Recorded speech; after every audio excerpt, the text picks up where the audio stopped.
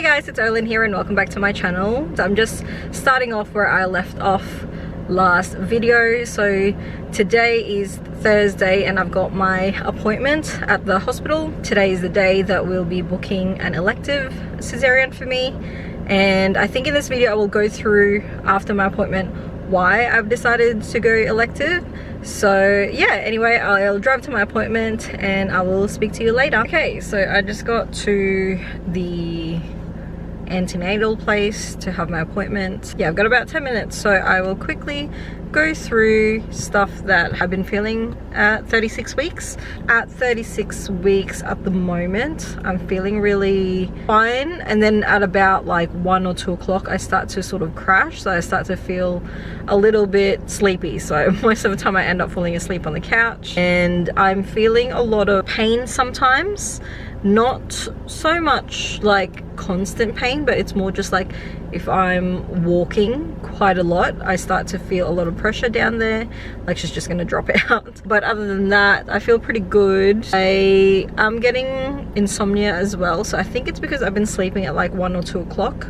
I end up like not being able to fall asleep until after midnight. I have to wake up the next day to watch my son and drop him off to daycare and stuff, so that's probably, so yeah, I think it sort of goes hand in hand, getting sleepy at like 1 and 2 p.m. and then also not being able to sleep. But other than that, I don't feel too different. I'll go to my appointment and then I will talk about why I've decided to go for an elective cesarean this time around.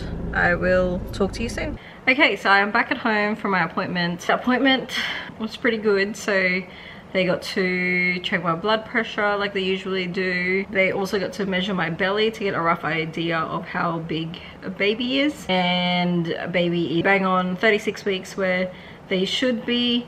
And yeah, so basically I am booked in for 3 weeks time. So yeah, I don't know, like as soon as I found out, I'm sort of it just made everything seem so real, so I'm low-key freaking out a little bit. I still haven't packed my bag, so I will do that at some point this week, and I will film that, so film what I'm bringing. But yeah, 3 weeks time, yeah, it seems so surreal. So I am very excited but also very nervous at the same time. So as I mentioned, I am going for an elective cesarean this time. Originally I was going to go for a VBAC, which is vaginal birth after cesarean, so I was going to attempt that. However, I said to myself that if I didn't get gestational diabetes again, I was going to go for VBAC, but then of course I've got it again. So it's changed my mind a little bit, mainly because I was hoping that if I didn't get gestational, then it would be like a completely different experience, and I guess I'd feel more secure with baby being okay. But when you've got gestational, like there's so many different factors, like baby growing too big and all that stuff, and it could end in an emergency cesarean anyway. Yeah, so as soon as I found out I got gestational, it changed my mind pretty quickly and I wanted to go elective. The other reason that I also sort of stuck with an elective is the fact that I've had to take medication to control my glucose levels this time around, which I obviously didn't last time. But I just feel like there's too many factors that I'm not familiar with. So yeah, at least if I went cesarean, I at least know what it's gonna be like, what recovery is gonna be like. I feel like I'd be just in a better mindset because I sort of know what to expect. Whereas if I went VBAC, there's just too many factors at play that I'm not familiar with. So obviously, you know, they do say that vaginal birth, you've got an easier recovery time, it's sort of quicker as well, but that doesn't really bother me that much. I might regret that because I've got a toddler now. But yeah, I've got a lot of people who are going to be able to help, and yeah, I just don't like not knowing. And at least with cesarean, I've gone through it before. So yeah, that's pretty much the main reason why I am gonna go elective this time. I am 37 weeks pregnant this week, and I haven't actually packed my hospital bag, so that is what I'll be doing today. I'll quickly show you a bump shot. I feel like this time around, like, I don't remember my belly button popping, but this time around I feel like it's like popped a little bit, but at the same time I also don't really feel that much bigger. But I'll show you the bump anyway. So you can see that my belly button has popped, which I don't remember it popping last time, but that is currently how big my belly looks. I feel like it's very rounded at the moment, and I don't think I've dropped. But yeah, by the way, I'm sorry that my glasses sort of glare. I could take my glasses off, but I can't actually see the screen properly. Like, it's blurry, so I can't tell if it's focusing on me or not, so that's why I've got it on. So sorry if the reflection is sort of annoying. But anyway, so because I am going through elective, they gave me a letter. So this letter here, it won't focus, but it's a pre-operative patient information for cesarean section. It basically outlines the things that I need to do, the lead up to the operation. So 48 hours before the operation, I need to get some blood samples done, and I can only do it at the pathology at the hospital.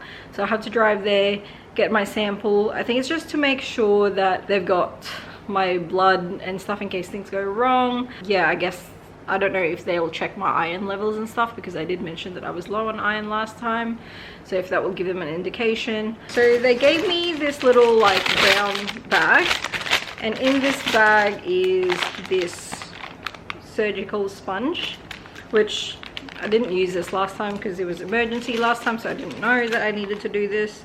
And then they also gave me this tablet, and it's called famotidine. Take 1 tablet after evening meal the night prior to day of surgery. Take 2nd tablet in the morning of surgery at 6 AM with a sip of water. So they're the 2 things that I got given.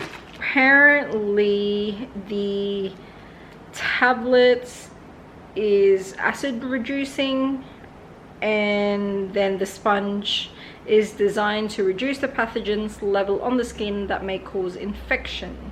So that's what they are for. So the night before the surgery, I have to have a normal shower or bath with soap, wash your hair with your normal shampoo and conditioner, no products to be put in hair including sprays or gel, have your dinner at a normal time, and take 1 of the acid reducing tablet after dinner. And then the day of surgery, I have to fast from midnight the night before surgery day, not drink any fluids or eat any food on the day of the surgery except for the 2 pre-operative drinks, which I actually don't need to take that because I've got gestational. I wasn't given that one. Sips of water if awake from midnight until 6 AM. Remaining acid reducing tablet at 6 AM with a sip of water. From 6 AM, you are not to consume any drinks or food. Have a shower using the surgical sponge, paying attention from the belly button down and the pubic hairline. No soap is to be used with the sponge. See caution and directions on the packaging. I also am not meant to shave my pubic region 10 days prior to surgery. No makeup, deodorant, oils, powder, perfume or creams are to be used. Remove all nail polish and body piercings. Acrylic nails, please remove at least 1 acrylic fingernail.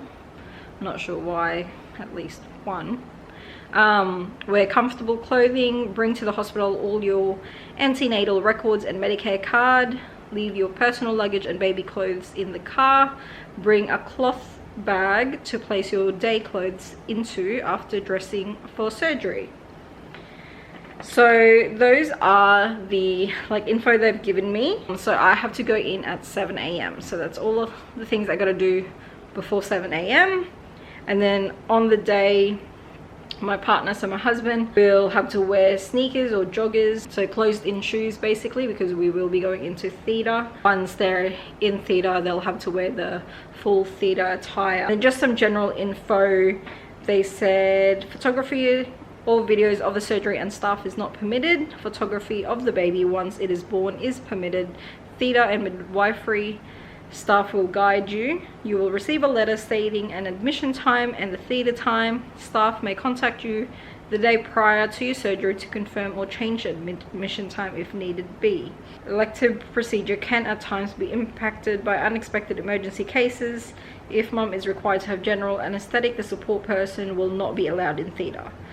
So basically, I'm pretty sure they will give me an epidural to make sure that obviously I don't feel anything, but if I still can feel something, then they have to put me under, and in that case then my husband can't be in the theatre room with me. I'm not too sure why that is, but I'm sure there's a reason for it. Yeah, so elective is quite different because it's obviously like you know what to expect in a way. It's not like emergency where you just get wheeled down and you don't really know what's going on. So this one, they give you like information and all that stuff about it. So yeah, and because I have been through a cesarean before, I sort of know what I need to bring and what to expect now. Just I guess another little quick update on how I'm feeling lately is just that I'm getting a lot of reflux, so it's making my sleep really uncomfortable, and I haven't been able to sleep that well as well at night. Like I'm just so uncomfortable, and I've been like so hot as well.